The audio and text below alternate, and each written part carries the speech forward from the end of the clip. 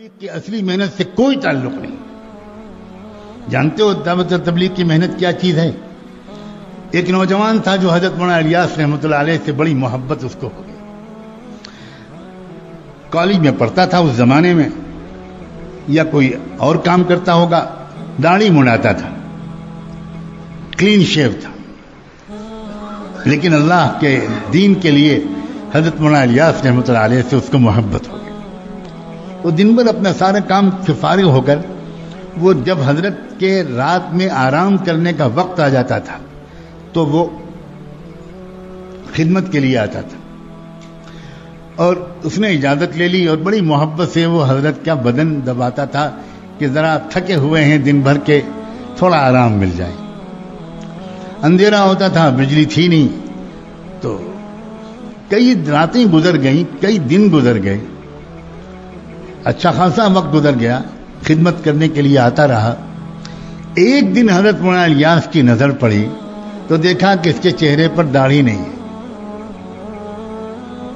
تو یہ سمجھ کر کہ اب تو یہ ہمارا اپنا ہو گیا، محبت کرنے لگا، کوئی حرج نہیں اس سے یہ بات کہنے میں. تو اس سے کہا حضرت مولانا الیاس نے کہ بیٹا تم داڑھی رکھ لو، اتنے اچھے نوجوان ہو تم داڑھی رکھ لو. کچھ نہیں بولا، وہ بیچارہ چلا گیا. لیکن ابھی اس کو فوراً داڑھی رکھنے کی ہمت نہیں ہوئی، تو اس نے پھر حضرت مولانا الیاس رحمۃ اللہ علیہ کے پاس آنا ہی چھوڑ دیا، ڈر کے مارے، شرم کے مارے کہ میں نے ان کی بات نہیں مانی، کیسے جاؤں ان کے پاس. بس اتنا ہوا. اب جب ایک دن نہیں آیا، 2 دن نہیں آیا، تو یہ ہے دعوت و تبلیغ. حضرت مولانا الیاس رحمۃ اللہ علیہ بے چین ہو گئے، اور بے چین ہو کر اس لڑکے کو برا بھلا نہیں کہنا شروع کیا. اپنے ساتھیوں سے کہا کہ میری مغفرت کی دعا کرو، مجھ سے کتنی بڑی غلطی ہوئی ہے، میں بھی کیسا بے سلیقہ جلد باز انسان ہوں. اتنا پیارا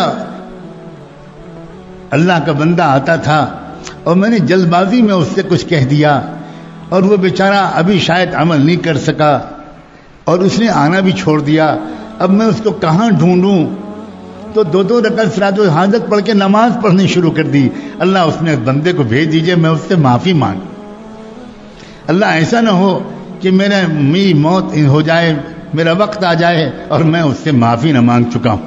اللہ بھیج دیجئے اس کو، مجھے سمجھ میں نہیں آتا میں کہاں تلاش کروں اس کو.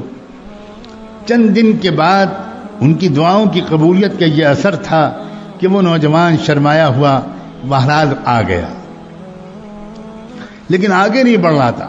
اب جب نظر پڑی حضرت مولانا الیاس کی، لپک کے اس کے پاس گئے، سینے سے لپٹا لیا، اس کی پیشانی کو چوما اور کہا بیٹا تم باقی بات بعد میں، میرے پیارے میں نے جلدی کر دی تھی، تمہارا دل دکھ گیا، مجھے معاف کر دو.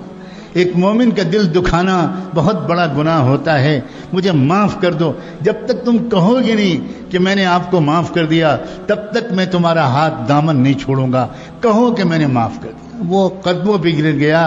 اس نے کہا حضرت مجرم تو میں ہوں، معافی مجھے مانگنی چاہیے، میں سنت رسول پر عمل نہیں کرتا، آپ کا دل دکھایا، پھر آپ کی بات بھی میں نے نہیں مانی، آپ الٹا معافی مانگ رہے ہیں. بس آج سے میں وعدہ کرتا ہوں اب میں داڑھی کو کبھی شیو نہیں کروں گا. اللہ کے بندو، اے خدا کے بندو، دین کی اصل حقیقت کو سمجھو.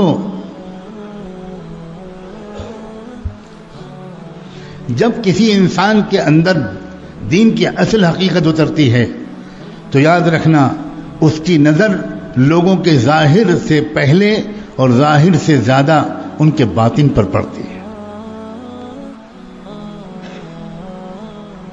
وہ لوگوں کی خوبیاں ڈھونڈ لیتے ہیں.